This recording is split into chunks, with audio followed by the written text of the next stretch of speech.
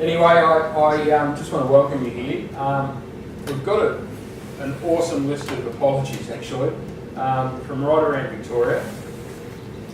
So many, I'm actually not going to read them out because there's heaps. Ranging from Geelong to Horsham to Northern Victoria to even New Zealand. So I'm hoping to have an education day in October and that person from New Zealand will be here.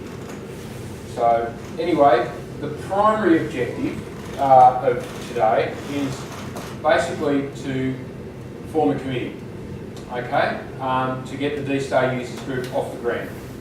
I don't think it matters where you are, because we can do online things and whatnot, but it's basically so we can form a committee, do incorporation, and then take care of RWN.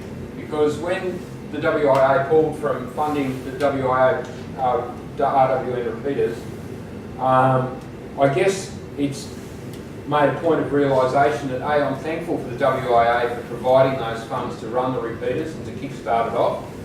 I'm also thankful for the legacy of Michael Owen, who really did do a lot of work, and I really miss him actually for for what energy and for what for the actual effort that he put into DSTAR, which was just fantastic.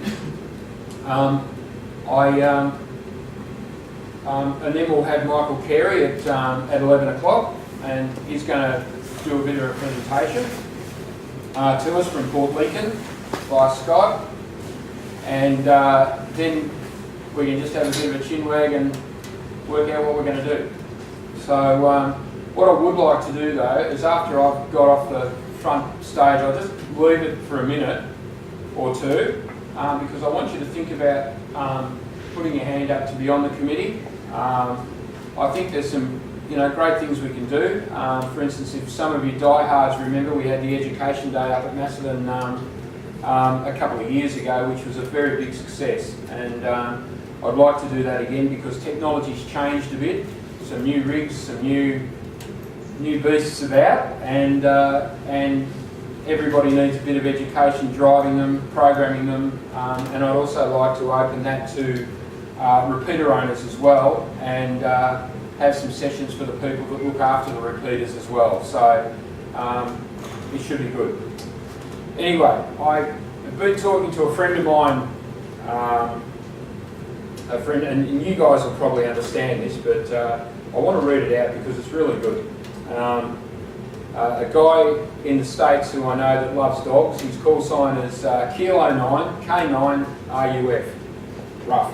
So his name's Dave Holmgren, and it's just a little piece he wrote about DSTAR, which I've actually modified for Australian conditions, and I'll just put the glasses on to read it.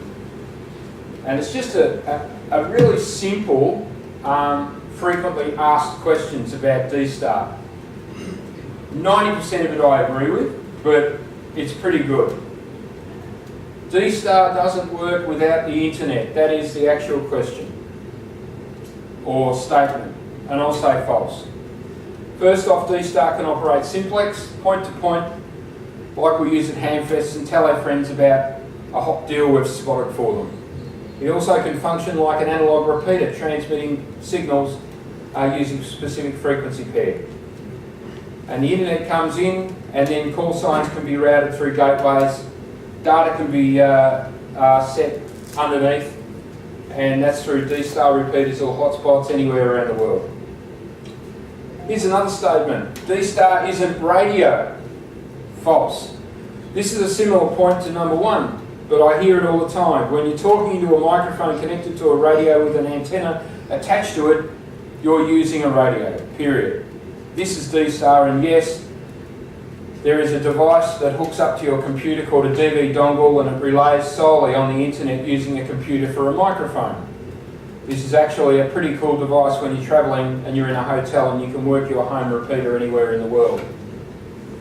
While DSTAR devices connect directly to the internet, it also connects you to repeaters that transmit RF. DSTAR is just computery for me. I don't want to mess around with computers, you say, but I just like to pick up my microphone and start talking to people. That's real radio. I bet you use a computer for logging contacts or maybe controlling your HF radio. Doing a bit of PSK, watching a waterfall on your 24-inch monitor, or a bit of computer-based Morse. Actually, if you put an analog and DSTAR mobile radio next to each other and you asked to pick out the DSTAR radio, I bet you probably couldn't. Anyway, I'm just going to leave this for a little while and we'll read it out a bit more later. I think we could move on and just say, well, I'd like to thank you for coming here, and again, think about forming a committee. And can I just ask, is there anybody that's willing to put your hands up and just say to be on the committee? Well, it's almost a quorum. Okay, so all I wanted to do was basically get some people together and we can inform, and there will be some other people that will put their hands up as well that are actually doing projects at the moment.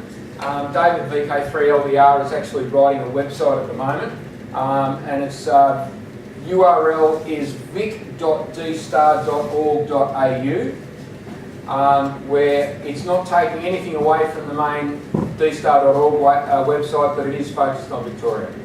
Okay, so there'll be bits and pieces that come from that website, go to the main one. But in general, and the way we've set that up is if the guys in New South Wales want to start up their own, they can be newsouthwales.dstar.org.au sort of thing. So letting the whole thing expand. Can you stick those things on the bottom of the page on the emails and things like that get mailed out? All those links.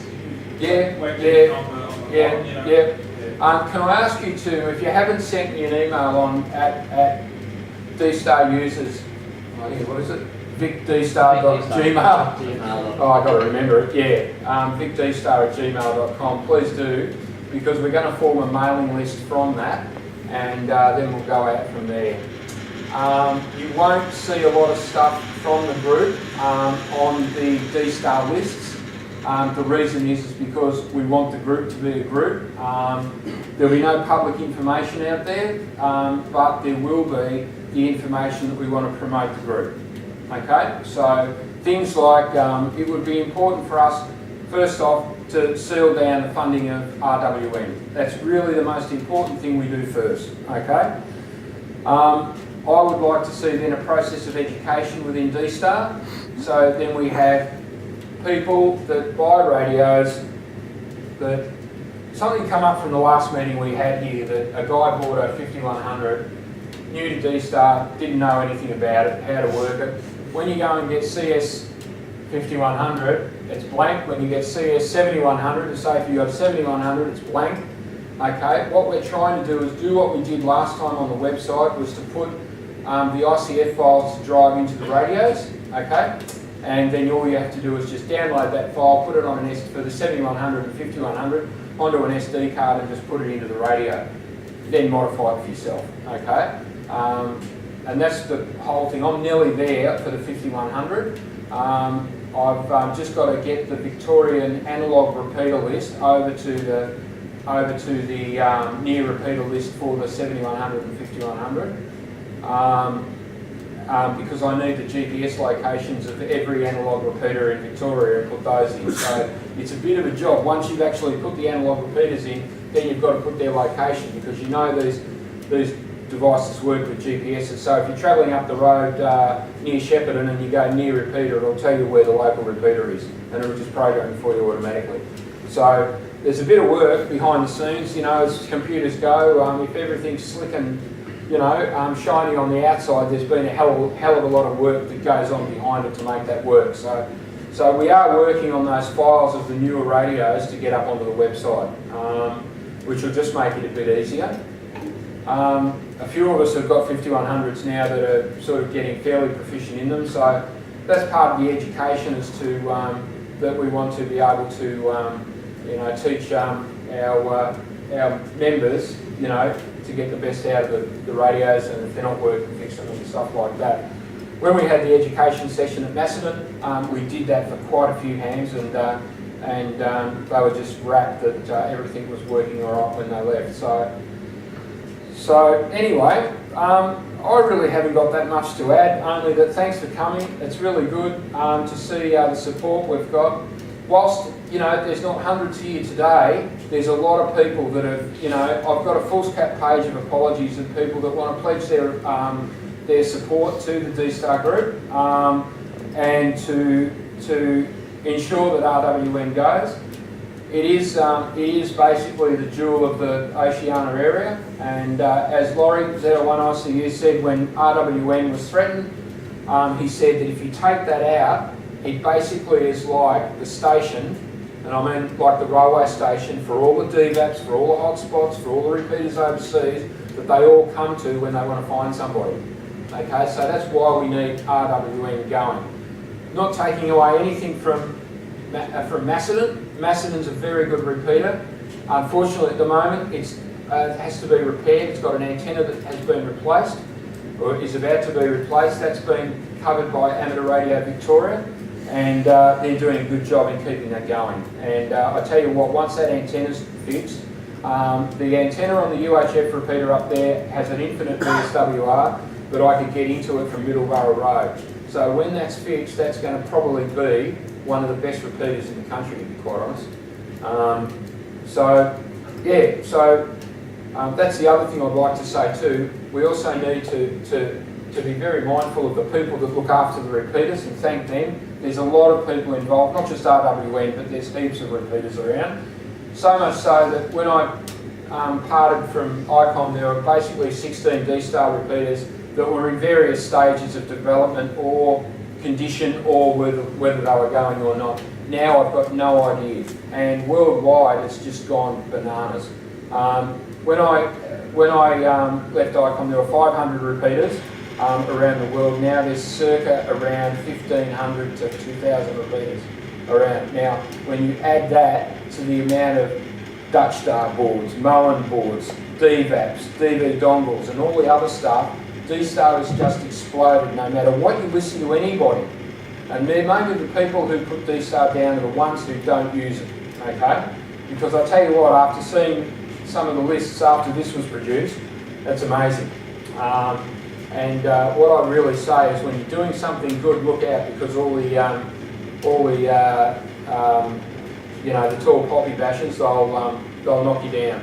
And the fact is, nearly 2,000 repeaters around the world, so many hotspots and DV dongles, DVAPs and that. I don't think there's many country towns in Victoria that don't have somebody on a system. I think it'll be time shortly where we'll have a DSTAR repeater down at Gippsland. I'm trying to negotiate with other areas at the moment to get DSTAR repeaters in there. We know that there's one up in Horsham that we're trying to get up on Mount William. There's just heaps around. And where there's not a DSTAR repeater, there's a hotspot there, like down in Gippsland. Apparently you can go from Moe down to Bairnsdale now on hotspots. So it's just great how that's happened. And people in the country where there is no, I mean, half of them, there's areas where they don't have an analogue repeater and they're on DSTAR, because they can just go into the 3G, 4G or cable system. So it provides a lot of benefits for those geographically challenged, but also DSTAR is good for people who are, for instance, in nursing homes, in places where they can't put up decent antennas. It adds flexibility, it adds access to things. How many people, for instance, in a retirement home, right, have the ability to put up antennas outside because there's KVIX and what they can do, but they can have a little DSTAR box in their room, have a 3G modem antenna or glass antenna on their window, and lo and behold, they're working all over the world on DSTAR. So, and all around the block too. They can go on the walking frame with their handheld. So for all the naysayers around and that, I think DSTAR is absolutely wonderful, and I'd like to see it keep going. And this is why we need RWN to keep going, and because it's such a good repeater location, it gets out. Although we're having a bit of a tussle at the moment with RSE, because I think they've done some work to RSE lately, and I can actually get that down the other side of the hill in Woodend under the carport. So I can't do that with RSE and RWN at the moment. So they've just fixed that one up. So I think it's time we put ourselves into top gear. Okay, so what I'll do is I'll just go quiet for a minute. Is there anybody else that wants to get up and say a few words? On your list, roughly Yep. how many people, you're saying a full scope page, roughly how many people are on the list? I'd say on the apology list there would be at least about 25 people, at least. Okay, and the apologies that I've had on vicdstar.gmail.com. And how many members of interest have we got on the? All of those. Yeah, and how many others are there on there that haven't put in a apology? Are we talking 150 people, 200 people interested? I'd say around about 100 people. Yeah, I'd say about 100 people. So, and I'm talking in terms of financial support. Yeah, that's right. All right. So I think we'll be okay. I think there's a bright and rosy future. And look, there's other special interest groups around, like the home brewers down at ARV, the TV people. There's lots of groups. They all survive. Amateur radio is such a wide hobby. Okay, so we just concentrate on the things that turn us on, I guess, and we just go from there. I just think DSTAR is great because it involves people from all over the world. And to be quite honest, when DSTAR was threatened, we had people on the net, on the Thursday night net, coming in from overseas that we hadn't heard for ages saying, what, the repeater's going to go? Demetra, Connie, KB0ZSG, with Laurie and some other blokes in New Zealand, and some English people came down as well. So, there is, RWN is very well known around the world, and I guess it's probably due to these guys like the Waterboy and Terry and Richard and that we actually had it set up that when Richard and I were travelling in and out of town, we used to switch the repeater. We had the English in the night time and the Americans in the morning, and it was good fun. And we met some good characters along the way. But time passes, and you do other things and that. But there's other people around now, so it's really good. But what I like about DSTAR is, again, the access, the flexibility for aged people who can't put up massive antennas in their backyard, and that's just getting worse and worse in Melbourne now. If you want to put up a decent antenna, you've actually got to move out to the country if you're not going to suffer noise. So. And world travel, I mean, I can go around the world now and still look back here. Yeah, that's right. And for travellers, I remember trying to use Echolink, travelling up in Queensland, and then I find out in 2010 there were two blokes up in Cairns putting DSTAR up there. So anyway, that's what I really like is that, and I spoke to a guy in Brentford, which is out in Western New South Wales, that has got a DSTAR node running there now, and it's just amazing. Jeff. Proves that clear it is. I sat on the third end of the ship in Ketchikan, Alaska. Yep. Repeater there. One guy used it, that's all. There's lots of people coming. Yeah. Talked to these guys back in Melbourne, they could hear the planes landing on the bay next to me. Yeah. Yeah, that's one thing I do with the 5100. I can have VK3 RSC on one side of the 5100 and DSTAR on one side. And being, coming down the Calder Highway, I hear lots of noise on RSC and then nothing on DSTAR. It really is. I should actually press the record button to show you. So, that's all good. It's a part of the way it is. It's digital comms. I don't have an issue, with what people think. It's a personal thing. If you don't like it, switch it off and move on. Okay. It's not 6.25, it's GMSK over FM, probably about 12.5 bandwidth. It's narrow, get used to it. So, Oh, the new codecs that are running now, they seem to be. Yeah, they are much better. I always used to think that an ID1 had the best audio of any DSTAR radio. I'm now convinced now that the ID51 and the ID5100, they just kill everything now. They're great. So yeah, they've been doing a lot of work on it, and I guess ICOM are working with the chip manufacturers as well, and it doesn't come easy. People complain that DSTAR equipment's expensive. Well, I've got to tell you, it's what you get. You're not getting a Chinese handheld, you're not getting a basic handheld, you're getting a DSTAR radio with codecs, licenses. Icom's got to pay for the license fee, you know, so all that's passed on.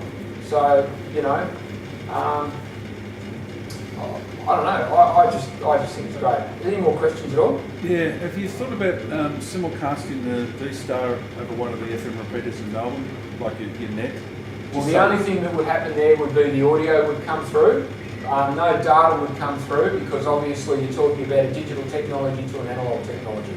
Yeah, so if you just wanted to hear the audio, yeah, we could do that. I'm just thinking it might give some people an idea that, you know, oh yeah, all right, this is what it sounds like. If you want the bee's knees of it, you need to... I have actually set up, you can actually simulcast the screen over the net. So Oh, that's alright. possible. I've actually set up a system, tested a system where we can actually stream DSTAR over the net with no problem. No, I'm just thinking Thursday night, REC, I think is vacant. You could probably wangle it so that it could go over, because your net's only, what, for an hour or so.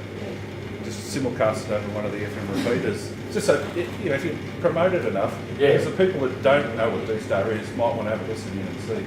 Yeah, I know you have to explain. Well, I mean, this is something that the DSTAR Group can have a look at, and I guess it's just promotion of the product. Yeah. You know, and you know, we need to do that to gain more members, to get more people using it, and that's a very valid thing to do. But what I'd really like the DSTAR Group to do is just move around the meetings. So, for instance, you know, if for instance, the boys down in Terrelgan have their club meeting, maybe we can have one day where we come down and we do a DSTAR Group meeting down in Terrelgan, right? Maybe we have one up at Macedon. Maybe we have one, if everybody's willing to travel and we can carpool, do one up at Horsham, because they've had a repeater for years up there, and that we need to be able to get people involved. And the only way you do that is by travelling out there and getting people motivated and you know, really fired up to do it. RGV needs to go back up where it sits, okay, up on Mount Wombat, because that really is a killer spot. I can actually get RGV from in my travels from Mathara with the 5100 in the car, so it's a good repeat site, but it'd be really good to see it going again. So there's all these things that we can have a look at to try and get people motivated to get DSTAR back up and running in different areas where it's just struggling a bit. Because we are a Victorian group, we're not centric to Melbourne, but RWN is obviously the primary focus. So, any more questions? Do you actually have a reflector that's in Victoria, like the 3C? No, the reflector. Where's the reflector, Richard? Okay, 3C is, well, I run 3C, but that's being hosted in New South Wales, and the reason for that is that it's been donated. The hosting's been donated, So what does it cost to run a reflector? lots of bandwidth. Yeah, lots of bandwidth. And you need to do some sort of amount of speed, you know, internet speed on it. It just sits on the server and just chugs away. So it's not physically a repeater, it's just a... No, I realise it's not physically a repeater, but for the short time I've listened to it, I would have thought you'd be better off with one that's just basically Victorian, as opposed to...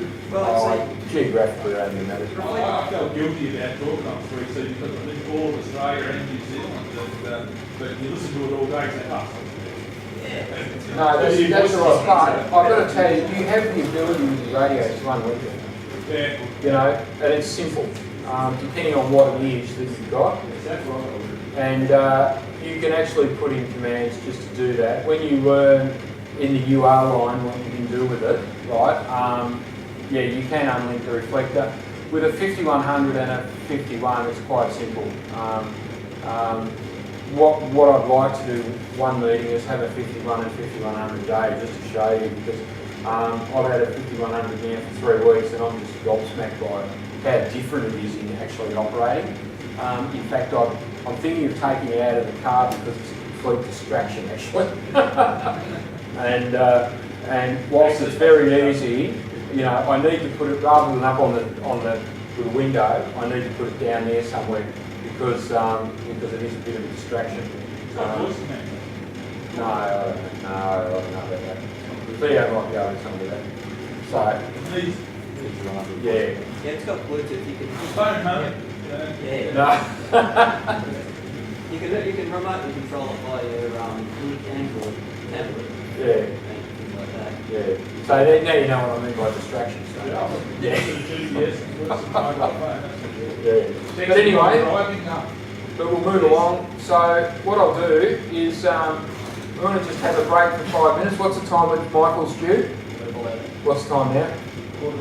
You want to get some. You want to try and get people who want to get on the committee or. Yeah, well that's what I wanted to do. Okay, so for those of you who wish to be on the committee, I won't do an election type thing. Just come out and we'll have a bit of a chat, and then we'll have a meeting, and basically what we'll do is then we'll just report back. The committee won't be the incorporating committee, it's basically just a start-up committee, right? And then once we do incorporation, we'll have proper elections and stuff like that. So what we'll do is we'll have a quick break. You guys can grab another coffee or whatever, and for those who want to come out and be on the committee, please come. Well, good morning to all. Those who don't know, my name is Michael, and my call is VK5ZEA, and I'm from Port Lincoln in South Australia. A small-ish city, around 15,000 people, due west of Adelaide, right on the tip of the Eyre Peninsula. Somewhat isolated from a lot of places, but it's the internet and voice over IP has really enabled a lot of fun to be happening with amateur radio stuff. And when I came across DSTAR, I thought, well, this sounds interesting. It sounds like it's something I could really have a lot of fun with. And my start with DSTAR was around the start of 2008. I've got a couple of radios. I've got an IC2820 and an IC9180. And my father, who's also a ham VK5RF, he also got a DSTAR radio as well. And we had a lot of fun talking amongst ourselves, and we thought, well, let's get a repeater on the air. And at that stage, ICOM and the WIA were doing the whole let's set up DSTAR around Australia thing, and they were doing various promotional things for clubs who wanted to get into DSTAR. So we took advantage of that. We got a 70cm DSTAR repeater, the DSTAR controller, and Richard, VK3 JFK, spent quite a bit of time helping me set up the gateway software on the repeater. And that repeater was actually put online in June of 2008, sorry. And straight away I had a lot of fun with it, made a lot of friends, and it's amazing how quickly when you get sort of a system like this where you can link it to somewhere else, you want to sort of start to experiment and see what's going on. So I connected to Reflector One Charles, which is the big mega reflector, and got to know a few people on there, some regulars, and had a lot of fun with it. Towards the end of 2008, I became aware of a project by an amateur operator in Japan called Satoshi Yasuda. And I think I was on a website, VK4TUX, Adrian, he had on his website a link to Satoshi's webpage showing a DV node adapter. And I had no idea what it was, and it looked interesting. I thought, what could you do with this? And the words that stood out to me were standalone DSTAR repeater. And I thought, oh, that sounds like fun. And the boards, I think, the bare boards were $5 US, and I was able to order a couple of them, and they arrived in a few days from Japan, and I set it. What? Okay. Where did you miss me? Where did I fall out? Just when you just talk about Satoshi. Okay, Satoshi, yeah. So I ordered these circuit boards and started getting the components ready to build one of these DV node adapters, and the modem chip, the GMSK modem, was really, really hard to come by. And at that stage, a Yahoo group had formed on the internet, and there was a guy on there called Fred van Kempen from the Netherlands, and he was organising a bulk purchase of these modem chips. And so I became acquainted with Fred, and he was starting up an organisation called DSTAR, which you may have heard of, developing his own DSTAR products. And in due course, I think January of 2009, I think, I got 2 GMSK modem chips in the mail, and I was able to put together one of these things. which is the original Satoshi version 1.01 GMSK DV node adapter. And I've made 2 of these, and in due course I put it together and built a DSTAR repeater, which ends up being one of these babies. I did feature this on the WIA website sometime in 2009 with ICOM radios in here, but this is my first homebrew DSTAR repeater using a Satoshi board on 2 meters, and this actually forms the VK5 REXC DSTAR repeater. This is a complete standalone, or it was a standalone DSTAR repeater, and I'll get further on into that in a little bit. So that was my first experiment with DSTAR with homebrew. And I thought it was great. It worked. It regenerated the DSTAR signal. It didn't just bounce the audio through. It actually regenerated the DSTAR, and it would look at the call sign settings in your DSTAR stream. Oh, someone's calling me on DSTAR, so I better turn that one down. And so that was good. And then about the same time, there was a program developed called the DVAR hotspot, which ran on Windows, which connected to one of these hotspot boards and then allowed you to make a D+ connection using your computer to a DSTAR gateway or a DSTAR reflector. And that changed everything. Right from that moment, everything changed. That was the first time that someone could build their own portable, own hotspot in their own shack and connect to a D+ reflector and have their own mini repeater in effect. And it was from that moment when the DVAR hotspot became available that sort of the homebrew part of DSTAR really took off. Further on, in 2009 also, an amateur operator in the US called Scott Lawson, KI4LKF, he was developing his own type of DSTAR software. He got a bit of a bad rap at the start because he was doing things that never were thought of. He was linking IRLP and DSTAR, and he was linking Echolink and DSTAR, and creating a few waves. People didn't really like what he was doing, and he became a bit of an outcast. He was like the black sheep of DSTAR. But what he did really sort of formed in concrete what was to be the future of the homebrew open source DSTAR community. On one side was ICOM and their G2 software, and the US Root Trust server, which was making this really great network. And on the other side were the people who wanted to play, who wanted to experiment, who wanted to do things that wouldn't normally be done. And it was hard to get them to want to talk to each other. In late 2009, Scott was working on a way of bridging one of these Satoshi boards to the ICOM gateway software with a software patch in the middle, like a bit of a glue to join the Satoshi board and the ICOM software. And I thought, well, maybe this could be done within hardware. And I did a bit of research through the service manuals of the ICOM gear, and I worked out that the signals that go to and from the ICOM DSTAR modules, those big silver anodized front panel boxes you buy for, well, several $1,000s back then, the signals going from that to the controller were very similar to what were going to the GMSK modem chips in the hotspot boards. And I came up with the idea, well, maybe I could make a bridge between the modem in the hotspot and the ICOM software. And that's where this came into being. This is my first prototype ID RP2C, which is the ICOM controller, to GMSK modem adapter. And that little tricky thing there is a header and a socket, and the PIC chip in the adapter would plug into that.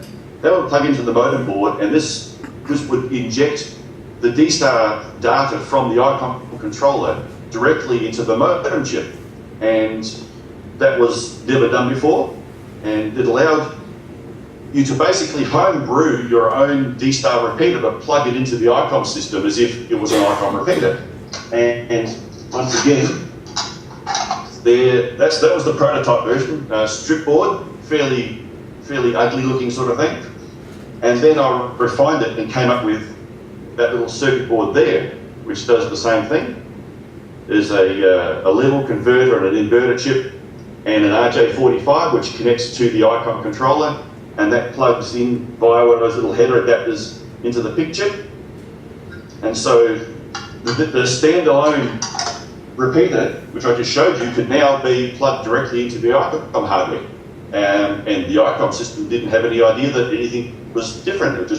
It just appeared as if it was ICOM hardware. So that was something fairly revolutionary, and there's quite a few of these repeaters around there. The K8BIG repeater in Cincinnati, in Ohio, they've got 2 DSTAR repeaters, and they're both using interfaces based on what I came up with back then.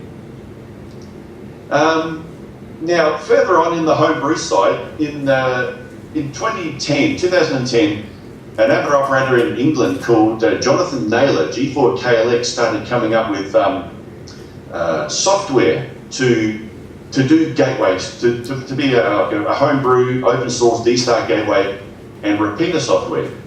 And that sort of progressed from then. And I'll touch on it a little bit more, but that really changed a lot of things as well, what Jonathan had just done. Other developments that happened in 2010, there was a lot of activity in Germany from a guy called Michael, and I forget his call sign, but he came up with the Universal Platform for Digital Amateur Radio, which was a standalone board with a display and a GMSK modem and an internet connection, all that sort of stuff, like for experimenting with DSTAR and other digital modes. It wasn't limited to DSTAR, you could also use it with APRS or a lot of other digital formats as well. And also in 2010, another protocol was developed that really helped glue the ICOM system and the homebrew system together, and it was called IRC-DDB. IRC is like an internet relay chat. It's like a chat program for talking with text messages through the internet, and DDB, distributed database, and it allowed the call sign routing information from the ICOM system to be freely exchanged with homebrew systems and vice versa. And that was another pivotal moment in the homebrew side of the DSTAR software. It allowed, and it was approved by the US Trust people, and it really allowed systems that were on different networks to talk to each other, finally, properly, using the call sign routing, which the call sign routing sort of fallen out of favour a bit now, but it certainly changed a lot of things. Continue on, in 2011, an amateur operator in Belgium, ON8JL, came up with a standalone DSTAR hotspot. These devices here had USB. The original Satoshi board had the wrong type of USB connection, but they had USB to go to a computer, and then the computer would do the gateway or the internet connection. And what was done in Belgium was to do away with the computer and actually contain a self-contained little microprocessor inside a box with a GMSK modem and a display. So that eliminated the need for a computer, and that sort of paved the way for what's coming up with the Raspberry Pi computers, which happened a few years later. Then in 2011, mid-2011, things started to change again with the GMSK modems. Fred Van Kempen, the DSTAR guy, he came up with his own line of Satoshi-compatible DSTAR the modem boards, and which is that's the original Satoshi board there. Fred cloned the design, created a few ways with Satoshi. He wasn't very happy, and Satoshi forbid anyone from using his firmware on the PICs from any other boards. So Fred went around and rewrote the firmware, reverse engineered it, but came up with a compatible protocol, but using his own code. And that's still being used today. And that was put together with a board created by Jim Moen in the United States, and that's the Moencom GMSK board that runs the DSTAR firmware, fully compatible with the Satoshi boards. And about the same time, another revolutionary board was created, and I've got it here, by a team in Germany. This is the DD repeater board. Once again, a GMSK modem board. But what set this one apart is that it didn't use a GMSK modem chip the boards like the Satoshi boards and the DSTAR boards, and even the Moencom board, this one here, had the CMX 589 modem chip, which is what you would find in a radio like this. In the board that plugs in the back is a GMSK modem chip. What was done with the DB repeater board is the modem was done in DSP. It's a software modem. So instead of having a proprietary hardware chip in here, the GMSK chip, they did it in software. And that once again changed everything as well. And even ICOM benefited from this type of development, because the newer ICOM radios, once again, they've upgraded and they also have a software modem instead of the hardware modem. So that came from Germany, and I got that in, when was that, late 2011, I think. And it has since been superseded by the version 2 and the version 3 boards. But as the version 1 was all open source, this board has been resurrected by an amateur operator called Frank Given in Canada. And you can still buy these boards. The original firmware developer is working with Bruce Given. And you can still buy these boards. They work very well, very basic. And the version 2 and the version 3 boards had displays and keypads, and you can plug a microphone into them and do all kinds of things. And some people just wanted a basic modem, and that really fulfilled the job. And they came with a lovely extruded aluminium case, and board slides in nicely, and away you go. That doesn't have to go back in there. So that was revolutionary. The software modem changed things as well. And while this was all going on, Jonathan Naylor, G4 KLX, was still developing his software suite and came up with what's now known as the IRC DDB gateway software, which uses the IRC DDB protocol, as I mentioned before, but it also does linking to D+, which is the REF reflectors, reflector 3 Charlie, reflector 1 Charlie, DSTAR reflectors, and DSTAR was the linking protocol developed by Scott Lawson back in the days when he was ostracized and sort of put down for linking. He decided, well, if you're not going to let me use your linking system, I'll come up with my own linking system, and called it DSTAR. And they are the XRF reflectors, and there's a good number of XRF reflectors around the world, which really encourage the experimentation with DSTAR. And they also have the advantage you can link reflectors together. So instead of having just a single reflector, you can have multiple reflectors linked together and create this huge.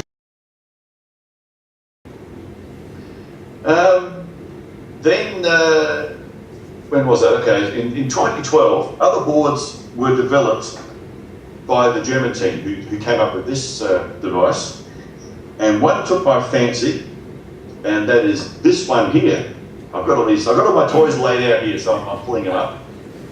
This is an AMBI vocoder board. And as you may know, DSTAR uses the AMBI protocol for voice compression to just reduce the bits that your voice takes up. And this board would then plug into the top of the DB repeater board, like that, and allow you to plug a speaker microphone into it, like that.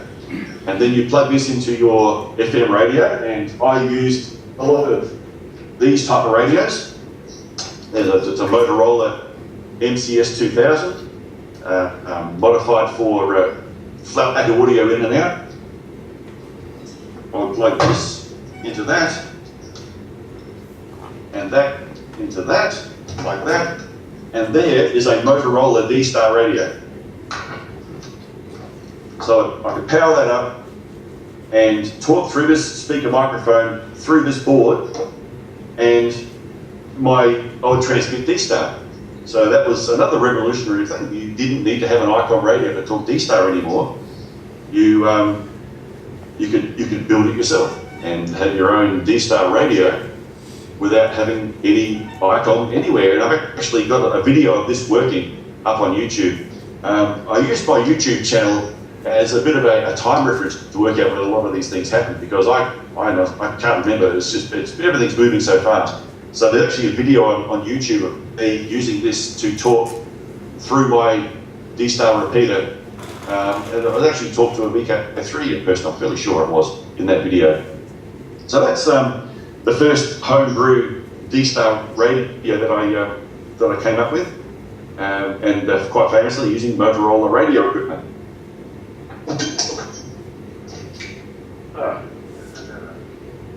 Okay. So that was a fun thing to play around with the DB repeater board in that way. And about this time as well, I wanted to do something with my second Satoshi board. One's already been set aside as VK5 REXC on 2 meters. I thought, well, I've got a couple more of these Motorola radios. Let's build up a homebrew 70 centimeter DSTAR repeater. And I put my second Satoshi board together with another one of my little interface boards, which is that little board there, which is the design I came up with. And it looks quite a bit different, but that is a Motorola-based DSTAR repeater, together with the Satoshi modem board sort of in the little box at the back, right there. RF in and out, and this plugs directly into the ICOM DSTAR controller. Once again, as far as the ICOM system is concerned, it's another ICOM radio. And I've got video up on YouTube of this working, and this repeater works very well. Forced air cooling, there's a fan fail circuit, so if the fan stops working, because these are mobile radios, they're not really designed for high duty cycles. So, and the Motorola radios are quite famous for being fairly inefficient, and they usually get very, very hard to transmit. So forced air cooling, if the fan stops, it kills power to the transmitter. So it's a bit of a fail safe with that. Then in, in 2012, I put that repeater online, and then that was the start of the Raspberry Pi computer becoming available. And you may have heard of the Raspberry Pi. It's a small single board ARM-based computer. I've got one here, like that. And the Jonathan Naylor software was compiled to work on this computer. Jonathan creates Windows versions of his software and also source code for Linux-based, and because the Raspberry Pi is a Linux-based computer. And so this is another revolutionary part of the DSTAR homebrew story is the Raspberry Pi. So I was able to install the Jonathan Naylor software on one of these and used it initially with the DVAP dongle, the red dongle. This is you would have maybe seen the blue DV dongle, and that contains the AMBI vocoder that plugs into a computer and allows you to use your computer to talk into the DSTAR network. The red DVAP dongle has a small transceiver built in and allows you to use your radio to talk through your computer. And it is compatible with the Jonathan Naylor software. And so I put together a Raspberry Pi using his software and a DVAP dongle and made a little hotspot, that we could run in your house, and totally separate from any sort of repeater. It allows you to link up to D+ reflectors, D extra reflectors, and the new DCS reflectors, which were developed by a team in Germany as well, another type of system. And that came up, well, because of the Raspberry Pi and the portability of it, I decided to put it all together in a portable case. And so that is a portable DSTAR hotspot. I'll flip the antennas up. There's DVAP dongle there in the red. It's actually transmitting at the moment. The Canadian DSTAR net is on right now. It happens at 10:30 my time, 11 o'clock your time. And if I flip this around a little bit, there we go. So it's this transmitting now. Okay, Mike. And this is actually connected through okay, so this is actually communicating via a 3G router. That's that white box under there, a little 3G stick that uses the Optus network, I believe. And the only connection I've got here is power running that. And that folds up in this lovely little Pelican case and allows me to take DSTAR on the road wherever I am. This comes with me when I go to work. If I've got to leave town and I want to get onto DSTAR, I can just set it up, plug it in. As long as I've got mobile phone coverage, it works. I can also plug this directly into an Ethernet connection, like if I use it at home. And the internet connection this modem provides, the router, sorry, I can also use that with my laptop or my phone. It's got built-in Wi-Fi as well. So it's a lovely little self-contained box. Running the G4 KLX software, and it works really well. So that was and that really spawned, well, I wasn't the first one to do it, but there's been so many people out there who've used the Raspberry Pi and the DBAT dongle and other devices I'll mention soon to build a hotspot which they can pick up and take with them if they go travelling. They want to go to somewhere where there's no DSTAR repeater, or they don't want to tie up the local DSTAR repeater. Maybe they want to go and check on a few nets or just have a bit of a chinwag and don't really want to tie up a wide area repeater. Well, the hotspots really allow them to do that. And so the Raspberry Pi was a revolutionary little computer that allowed you to do this type of stuff on a budget. Like it's $40 I think in Australia to buy one of these things. And also in 2013, an amateur operator in Southern California, Jim, KI6ZUN, started coming up with his own kind of modem boards. And here's one of his early designs.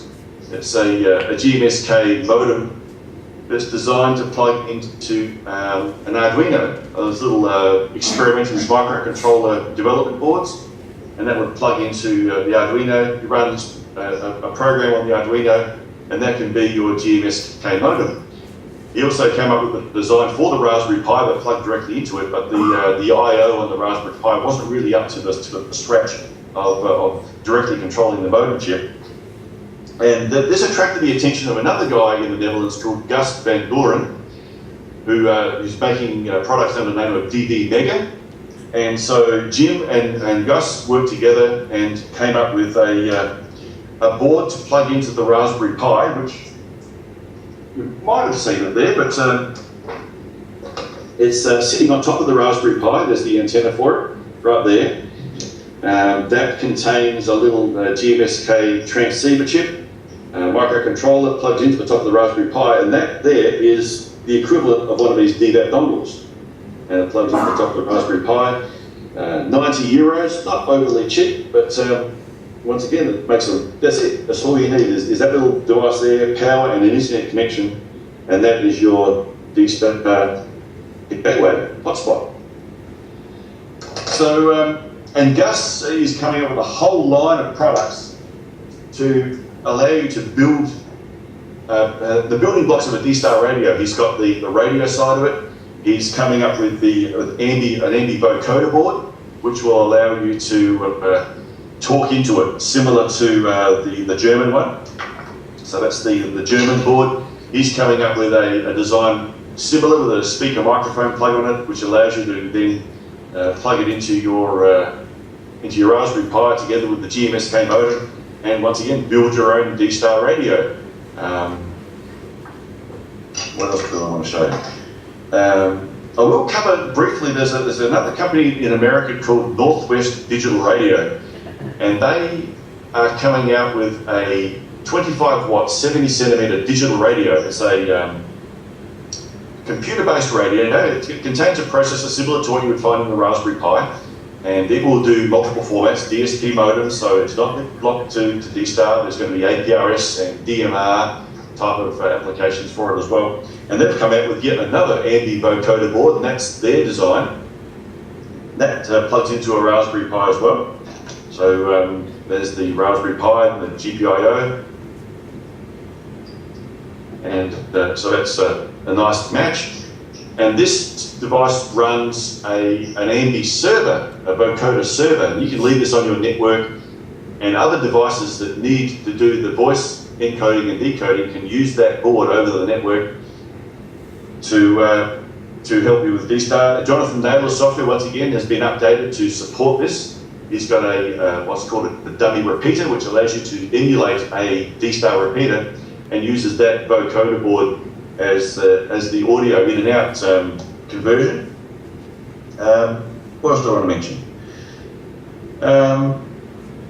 And yes, of course, there is going to be a non-ICOM handheld DSTAR radio released very soon by a company in America called Connect Systems. They already have released a DMR radio. I think it's a sub $200 DMR radio, very popular with amateur radio operators. And Jerry Wenger, the guy who's developing this, is also coming up with a DSTAR radio, the CS7000, 70 centimeter non-ICOM, a DSTAR radio that will be close to $200, I believe. So I'm finding DSTAR a lot of fun. There are a lot of other digital formats. I've got P25 radios and I play with DMR stuff at work. But I really find that the homebrew side of DSTAR to be what I find the most exciting. It's a protocol developed by amateur radio for amateur radio. It's designed to be used by you and me, and it's not just about talking. It promotes people building these types of things. It allows this type of experimentation, which is really hard with other digital formats. And I really have had a lot of fun with DSTAR. I've made so many friends, and I've quite often said that I could be dropped almost anywhere in the United States with no money, and I would have someone I know within maybe 100 miles of me. I made so many friends with DSTAR.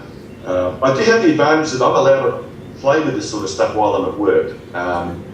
It does help, but I'm sort of employed in our allied industry, so I have my DSTAR radios with me quite often at work, and I do check into a lot of American DSTAR nets, which happen sort of during the daytime for us in Australia. So not everyone has the opportunity to have radios at work, but I've found it a bit of a blessing to have a boss who was able to allow me to have my DSTAR repeater on his communication tower for free. That helps. I understand the EMDRC are taking on the role of looking after VK3 RWN, and I know it's a fairly, not arduous, but a significant task to take on. I certainly have enjoyed running a DSTAR repeater, and I had a lot of help with from Richard, VK3 JFK in the beginning, setting it up. But it is a lot of fun, and I wouldn't be doing it if it was no fun in it. If I didn't enjoy it, I wouldn't be doing it. I wouldn't be spending money on keeping this DSTAR repeater alive and playing with this stuff if I didn't really enjoy just the homebrew side of it. And as an amateur operator, I find that's part of the core thing of being an amateur radio operator is experimenting. I find that the talking around the world is great, but I find that also building and constructing and experimenting and pushing the envelope a lot of fun as well. DSTAR allows me to do that. And I have my fingers in other pies as well. I've got an IRLP node and an All-Star node, which is another voice over radio over IP linking system. I play around with APRS, I've got HF station, I've got radios in my car. But I really find DSTAR scratches an itch that a lot of other things just haven't been able to do. So I would encourage those at the meeting who are here to support the DSTAR side of the EMDRC to really have a look at what is out there, and don't rely on what you hear on Reflector 3 Charlie. It's a great reflector. The repeater's linked up there all the time, but there's a whole world out there on DSTAR that's just waiting for you to go and have a look. And it would be like tuning up to 70, 80 in the 40 metre band and not moving and staying there, and then deciding, well, 40 metres is boring. You've got to tune around, you've got to try different things, you've got to really get out there and have a lot of fun with DSTAR. Unlink from Reflector 3 Charlie and link somewhere else and see what's out there, and I think you'll find that the actual world of DSTAR is really, really exciting, a lot of fun. So I haven't bored you, and I really hope you've enjoyed this. If you want to see more about what I do, I've got a YouTube channel. Search for my call sign, VK5ZEA on YouTube. My DSTAR repeater has a web page, and I've got a blog on there. And anything that's new and exciting and coming out with DSTAR, I tend to write about it on there. And you can search for the call sign VK5REX, which is my DSTAR repeater, and you'll find that webpage as well. There's photos and links to other websites and the blog and all sorts of information about DSTAR on there as well. Plus other things. Yaesu came out with their System Fusion. I spoke about that. That's their competing in digital format. Maybe a little bit too late from Yaesu, but there's certainly a lot of people excited about that, and that's really good. I find the DSTAR scratches my itch, and I'm really having a lot of fun with it. So thanks for your attention. I hope this has been okay, not too boring, and wish I could have been there in person, but this is the next best thing. So I'll say 7 3s. Show us around the rest of the shack. And if there's any questions, I suppose I can field a few questions. If there's anything out there, I suppose, or... No worries, okay. Thanks, Mike. Anyone got any questions for Mike? No? No? Who Yes. wants to see the shack? Who wants They'd like to see around your shack, Mike. Spin the Sorry? camera. They'd like to see around your shack. Well, this is my shack, this is my office. The home office. Those things are called CDs. You might remember them from the 80s. I still love my physical media, the CDs. And I've got a couple of radios, ham radios up there I'm just working on and repairing, and I just stack them up there when I'm finished.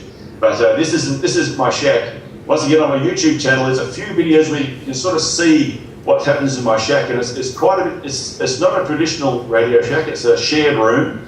But I also use my bench that I operate from for repairs. So it's like a lot of people have an operating position and a service and build it desk. I've got it all at once, so it's quite a bit messier than a normal shack. Controlled mayhem is what I quite often call it. So yeah, this is my shack. This is just a home office. It's a bit boring in here actually. And this is well, behind me is my home theatre. Another one of my expensive hobbies. I don't have a boat, and I don't go on overseas holidays. I have expensive hobbies. I really enjoy home theatre as well. And that's the back of my home theatre rack in here. Behind me is the home theatre, and I built a rack to go between the two. Slightly non-amateur related. I can open this up and sort of there's all equipment. That's the back end of all my home theatre equipment in there as well. So multi-purpose room. This keeps the office warm during winter. This thing. So, Okay, that's great. Thank you. yeah. No worries. What's your YouTube address, or they just do a search for VK5? Yeah, well, my YouTube channel is my name, but I tag every video with VK5ZEA. So you do a search for VK5ZEA, and you'll most certainly find my channel. Most of it is DSTAR related. There are some non-DSTAR related videos, especially like in 2009 when we had a bushfire come through and destroy our local radio club rooms. We've got some videos on there on the fire and the aftermath of that as well. But a lot of it is amateur radio related, and a lot of it is DSTAR related as well. No worries, okay. Anyone got any other questions? No? No, I think you've covered everything very well, thank you. Okay. Thanks very much. My email address is good on the QRZ webpage. You can link to me from the VK5REX webpage. Find me on DSTAR. If you hear me, just pull me over and have a chat. Certainly, really would love to talk to anyone about this sort of stuff. No worries, okay. Really appreciate you spending some time with us today, and it's fantastic. Pleasure. Okay, all right. I'll catch up with you later. I've got a few Okay. questions about some of the stuff, so that's fantastic. All right. All right. Thanks. See you later. Bye. Okay, I hope you found that interesting and enjoyable, and it shows you a lot of other aspects that you can experiment with DSTAR too. So Mike's pretty much the go-to bod for a lot of things and a lot of development. If you want to play extra stuff, experiment a bit with DSTAR, it's really good. Okay. Okay. Thanks. I'm not sure whether this microphone is working or not. It's all right. Can't hear you, Pete. So basically, thanks for coming. There's lots of work to do for the committee. We'll be in contact where the next meeting will be. That will be this week, in the next few days this week. So we've had an offer of going down to Victory Boulevard at Ashburton and then I think for the committee to decide, then we'll have another location after that, maybe back here, maybe somewhere else. So anyway, so I'd like to conclude and just say thanks again for coming. Thanks to all those people that have apologised. I really sincerely mean that. And the registration process will be on the vk3.dstar.org.au. So once David gets that webpage up and running, have you got emails for everybody? List of email addresses? Anyway, we'll do that. It'll be advertised. I've got everyone's emails anyway, So yeah, the website I think is nearly finished, isn't it, Terry? Yeah, It's getting there. Yeah. Are you going to send out the minutes of what happened here to the email group, or are you going to have a summary on the Thursday night? I think we can just have a summary on the Thursday night. I think that's appropriate. Will you do that? Yeah, fine. Okay. Yep, no problem. And then we can just go from there. We've got a quorum for a committee now. This is an interim committee, and when incorporation happens, we'll notify everyone of an AGM, the members, and then we'll have our first AGM. So again, thanks for coming, and we'll see you soon. Yep. Yeah, it'll be vk3.dstar. vk3.dstar.org.au is the website. If you want to set up a temporary email address, the temporary email address is vicdstar@gmail.com, and I'm just putting together a spreadsheet of names and then and emails, of course, and then we'll go from there, and that'll get transferred over. We'll send those who have registered on that site. We'll send you an email and saying, go to this site and you can register online and then organise membership for the group. Okay, so it'll all be done online. Okay. Or at meetings. At the next meeting, we'll be taking memberships too. So whether it's online or here, so that's good. All right. Yep. Okay. I'm good. Anybody else got any questions? Yes. Sort of working out your funding arrangements, or We have. We're pretty right with that. Yeah. Yeah. Don't worry, if we don't, you'll hear about it. Andy's going to write a check, I think. Depends on. Yeah. No, we'll be pretty well. So Yeah, it's up for the initial committee just to sort of confirm things and get things underway and that sort of stuff. But we'll have a meeting, we'll get together. We'll start to talk about funding and what's required and sort of firm that up, confirm it, and then let everybody know after that. yeah. No, all good. I think we have, yes. I think we have. And the focus is, number one focus is to keep RW1 on air. Up and running. Yeah. Okay. Now there are some plans out there to go and do some education, and of course if you've got a new DSTAR radio and you want to come and learn, obviously, if you want all the powers to be there, or the knowledgeable people, well then we need support for the group for that. Richard and I and anyone who wants to pass on knowledge to come to those meetings, there will be a cost to that, because then that money directly goes to the upkeep of RWE. Okay, So you guys have got a big part to play too in promoting things, That's promoting right. DSTAR, promoting the new group, the new club. So you've all got a part to play as well in doing your own bit and promoting. And see, there's other people that are involved that you may not know. Terry does the registrations. There is some work to do to RWN as far as the registration process goes, but now that we've formed the group and we can manage these things, it's going to be a lot easier. I've established contact in the US formally now with Ray Novak, N9JA, who's the icon guru there basically, and he's quite willing to help me in basically, I've had the email back saying he's quite willing to help me in any way that we need with K5TIT. So K5TIT is the people who manage the backbone. USB. Alright. Yeah, it's this core database for the Icon DSTAR system. Yeah. So these sorts of things, you know, it's very hard for Richard or for Terry to go over and say, oh, help, because they'll just say, who are you? Okay, but if we can go through the proper channels, right, and then be a formal group in Australia, then people actually do listen overseas. So we had to do that. We didn't want to go through ICOM because I don't think that's the appropriate way to go, right? We needed to be standing on our own 2 feet and doing it ourselves. So we're getting there. It takes time, but we're getting there.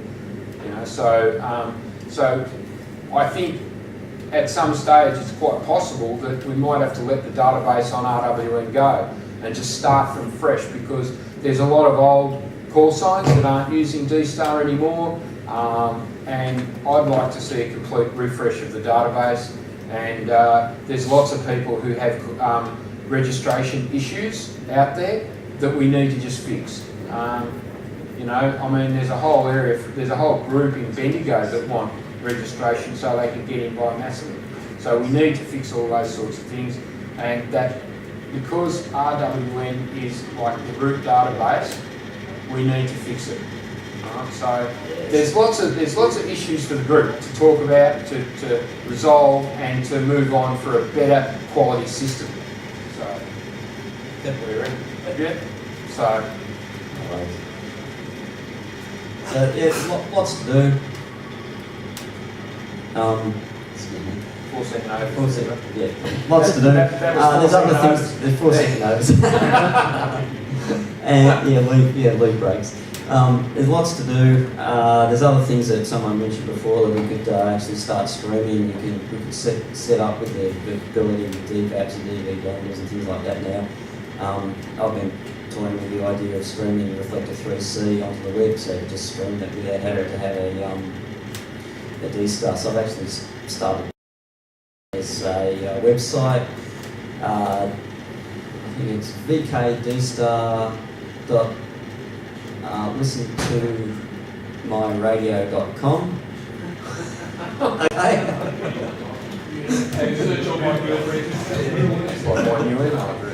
Anyway, we'll stick all this sort of stuff up on the web. There's a link to it. That's the easy way to do it. And then if that's up and working, then there'll be screening out to the web of anything that goes in Reflector 3C. So you know, that's there's other possibilities as well to get people involved. Yeah. Well, no, okay. It's only a couple of bits different. A couple of bits in the pie. Yeah, but there's possibilities of a lot of things that Michael showed that you can play with, or you can just sit and talk and.